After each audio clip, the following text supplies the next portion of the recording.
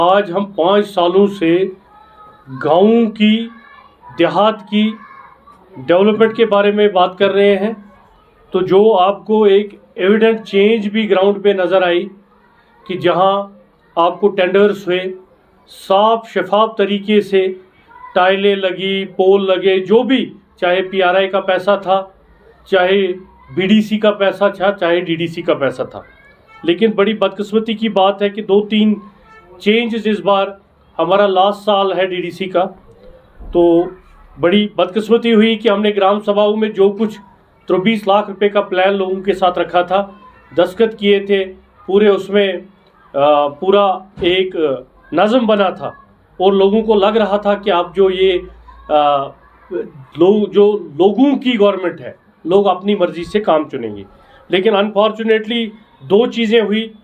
Last साल का 24-25 का जो बजट था, उसमें एक लाइबिलिटी है पुरानी 12.18 करोड़ की, और जब डीजी जो ट्रेजरीज हैं, प्लानिंग है, उन्होंने उस वक्त वादा किया था, क्योंकि ट्रेजरीज का फॉल्ट था, टाइम पे ठेकेदारों को पैसा नहीं दिया गया, मार्च में बिलें दी हुई थी, तो ये 12.18 करोड़ हमारे पुलवामा का डिफिसिट रह गया। और ये 20% टोटल फंड का है। लेकिन गलती किसकी थी? गलती ट्रेजरीज की थी।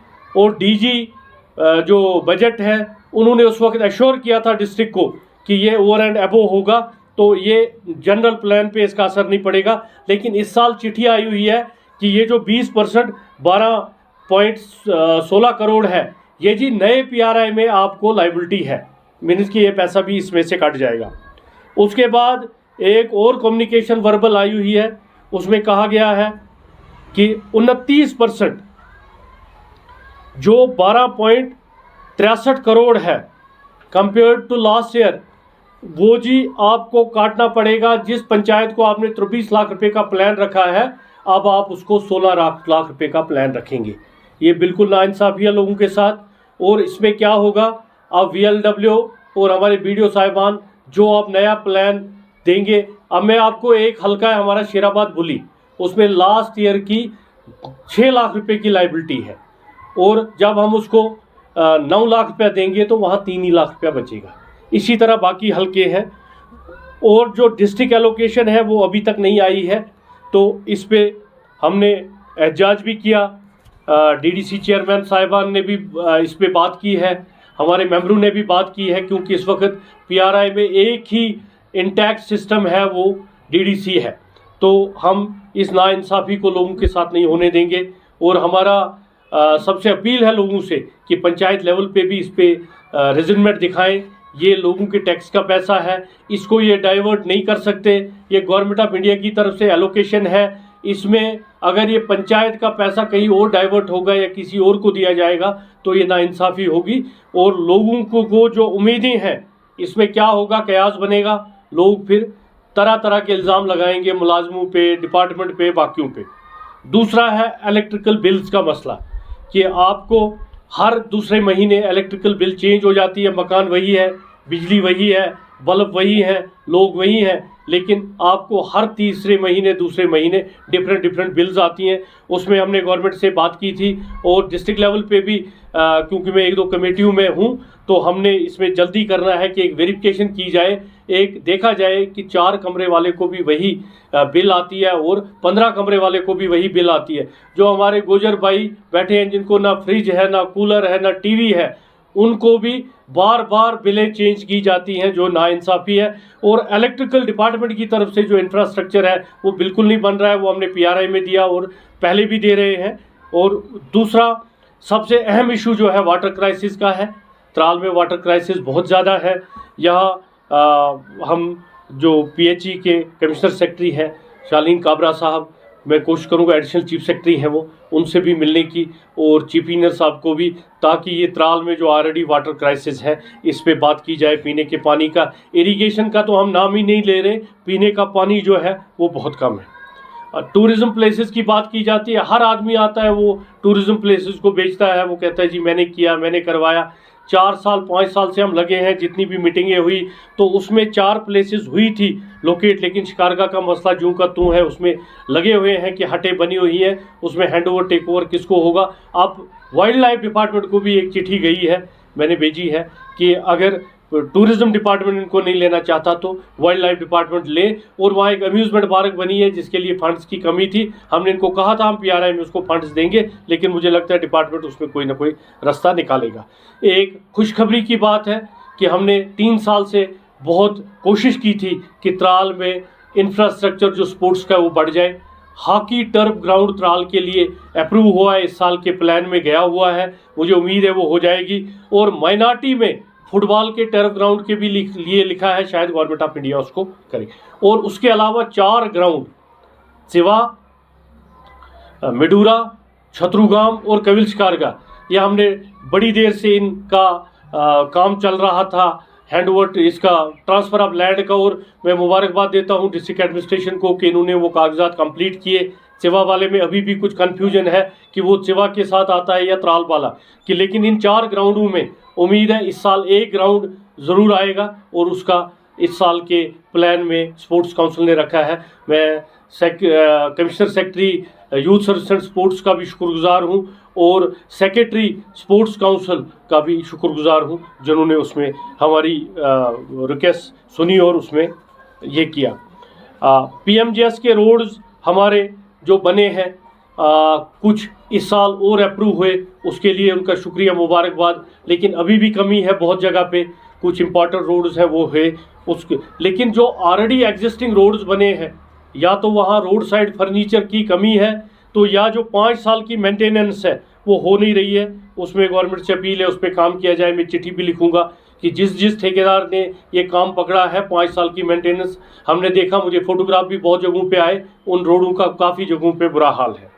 नाबार्ड में कुछ प्रोजेक्ट है, उनकी भी उम्मीद है उसमें। और शुक्रिया R&B डिपार्टमेंट का, 3 साल से हम बोल रहे थे कि त्राल के जो टाउन है इसमें जो इंटरनल मैग्डमाइजेशन रोड्स की है वो इस साल अप्रूव हुई है, उसके लिए भी। सबसे बड़ा इशू जो है यहाँ गरीबों को, वो राशन का इशू है।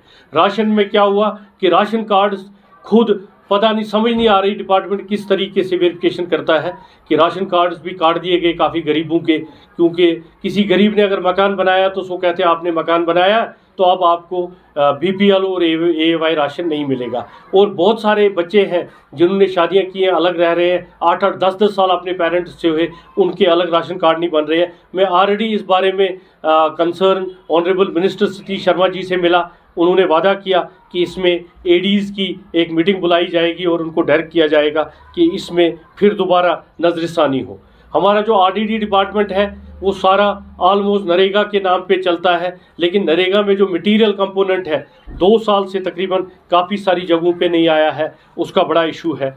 रैशनलाइजेशन स्कूल जिसकी बात हम करते हैं, एजुकेशन जो हमारी बैकबोन है, लेकिन बदकिस्मती से अभी भी सिफारशी टीचर जो है वो डेप्यूटेशनों पे बैठे हैं, वो टाउन में बैठे हैं, वो ZDO ऑफिस में बैठे हैं, लेकिन वो पढ़ा नहीं रहे हैं। इस बारे में भी डायरेक्टर साहब से बात हुई है, CO कंसर्न से बात हुई है, मैं चेयरमैन भी हूँ स्टैंडिंग कमेटी का, उसमें हम जल्दी रैशनलाइजेशन पे बात करेंगे। हॉस्पिटल का इशू जो है, त्राल में हॉस्पिटल को पॉलिटिक्स की नज़र किया गया, बार बार बोला गया जो आता है वो त्राल हॉस्पिटल, बड़े बयान दिए जाते हैं, Tral mini secretariat, Tral hospital, ये 2 बड़े इशू हैं, लेकिन इनको किस तरीके से करना है वो कभी इस पे बात नहीं हुई। क्रिएशन ऑफ पोस्ट्स का मसला है, त्राल हॉस्पिटल में जब तक क्रिएशन ऑफ पोस्ट्स नहीं होंगी, जब तक ये CHC है, इसको सब डिस्ट्रिक्ट का बोर्ड लगा है, लेकिन ये CHC की स्ट्रेंथ के हिसाब से इसको बराबर स्टाफ है, लेकिन जब तक अपग्रेडेशन ऑफ ये नहीं होगा, हमें बहुत ब्यूटीफुल बिल्डिंगें यहाँ बनी है, लेकिन जब तक स्टाफ नहीं आएगा तो उससे हमारा मसला हल नहीं होगा। फॉरेस्ट डिपार्टमेंट जो है, वाइल्ड लाइफ के अंडर जो एरिया आता है उनको भी मैन पावर की बहुत कमी है। त्राल जंगलात में आग लगी, उस पर वो कवर नहीं कर सके, लोगों ने उसमें बड़ी मदद की, उस वजह से भी बड़ा इम्पॉर्टेंट है। CCF से भी वो मामला उठा है और कंसर्न मिनिस्टर से भी मामला उठा है कि नई पोस्टें क्रिएट की जाएं। तो ये, और त्राल को सबसे बड़ी प्रॉब्लम जो है, सब डिस्ट्रिक्ट है त्राल, सबसे नज़दीक है नेशनल हाईवे के, लेकिन जो फैसिलिटी जिस तरह से होनी चाहिए, जो चीज़ें होनी चाहिए, या ईद आती है, बड़ा दिन आता है, छोटा दिन आता है, तो यहाँ मनमानी कीमतें लगाई जाती हैं। चाहे आप बेकरी दुकानों का हाल देखें, चाहे आप सब्जियों का दुकान देखें, चाहे आप दूध का देखें, तो उस पे जो चक है वो होता नहीं है। और एक लास्ट में सबसे इम्पॉर्टेंट चीज़ कि मैंने एडीसी त्राल और वीडियो त्राल के साथ एक मसला उठाया है, वो मसला है कि हम काफ़ी जगह जो है, जैसे हमारा शिकारगाह है, हमारा नागबेरन है, हमारा पन्यर डैम है, हमारा नारस्तान है, आरीपल है, ये जो एरिया टूरिज़्म के अंडर आता है, जिसको हम इको टूरिज़्म की बात करते हैं, तो वो हम पॉलीथीन फ्री बनाएं। उसमें मॉडल के तौर पे शिकारगाह वाला टूरिस्ट प्लेस और पन्यर वाला डैम जो है उनको फर्स्ट इंस्टेंस में रखा जाएगा। जल्दी एक आर्डर त्राल एडमिनिस्ट्रेशन से निकलेगा। हम कोशिश करेंगे कि हम पॉलीथीन फ्री और ग्रीन त्राल की तरफ चलें, ताकि जो हमारा ये विरसा है, हमारे ये जंगलात हैं, इनको बचाया जाए। और भी इश्यूज़ हैं, जैसे रोडों का है, जैसे पश्तून और वहाब साहब का रोड का है, वो उठा है, उस पर कुछ काम चल रहा है, तो वो शायद असेंबली में भी उसकी बात उठी, तो मुझे उम्मीद है वो रोड भी हो जाएगा, उससे त्राल को फ़ायदा होगा। लेकिन मेरा बार बार होता है, रोड बनाने बहुत अच्छी बात है, लेकिन इको टूरिज़्म जिसकी वजह से त्राल की शान शौकत बहाल है, त्राल की खूबसूरती बहाल है, इको टूरिज़्म पे भी पूरा ख्याल होना चाहिए। और गाड़ियों का इशू है कि हमें जो हमारे भाई जल्दी किसी को श्रीनगर जाना होता है या लेट त्राल पहुंचता है, तो उनको टाइम पे गाड़ियां नहीं मिलती उनको, या अगर गाड़ी मिलेगी तो उसकी मनमानी रेट होती है। उसके लिए भी ट्रांसपोर्ट कमिश्नर साहब को चिट्ठी भी लिखी है, वो अरसाल करेंगे, और मिनिस्टर साहब से भी उसके बारे में बात करेंगे। और अगर कुछ आरटीसी की बसेस भी ऐड करनी पड़ी कुछ स्टेशंस के लिए, वो करेंगे।